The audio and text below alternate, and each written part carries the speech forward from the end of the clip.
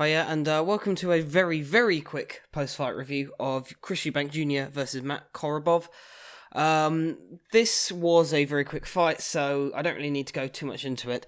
The first round, Eubank come out jabbing. I have to eat my words, because I said that in my pre-fight review that Eubank doesn't have a jab.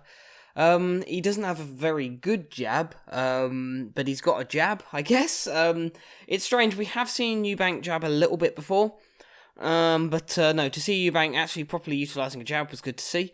I don't know if he's still with that, I think it was a South American trainer that he was with for a little while.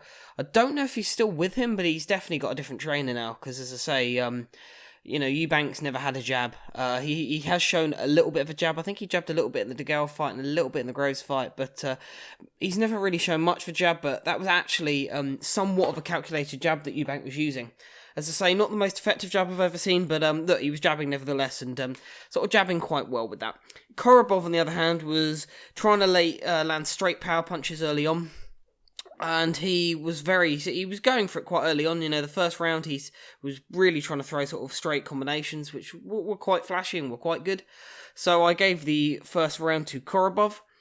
The second round, that Eubank and Korobov, if I'm not mistaken, just managed to get sort of tangled up a little bit, and then straight away Matt Korobov went straight to the corner and was complaining of his shoulder hurting.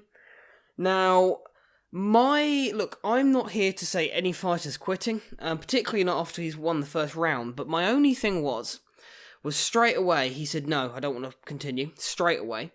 And in addition to that, he said, first thing, that he's definitely dislocated it, then turned round to another member of his team and said, no, I've torn the muscle, then turned back round to the other person and said he dislocated it, then turned back around and said, no, I've done the muscle. So, a strange ending there, that I couldn't quite wrap my head around, because as I say, Korobov didn't seem to know whether he dislocated it or pulled the muscle and was telling different people different things. As I say, but that was that, and Eubank gets the win.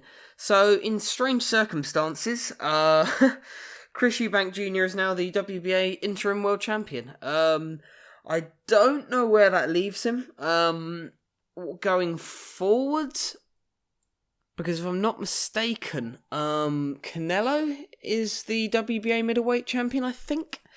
And if I'm also not mistaken, there's I think he's Japanese, a Japanese middleweight who I'm not too familiar with, who is the regular world champion. So I will probably imagine that will Canelo go to 168? Will he be able to go all the way back down to 160? I doubt it.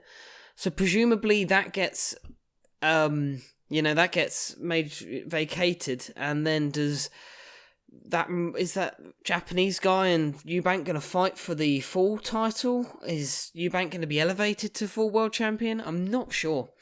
So we'll see what happens with that, but interesting to see for Matt Korobov. If he has dislocated his shoulder, look, at his age, I think he should probably pack it in.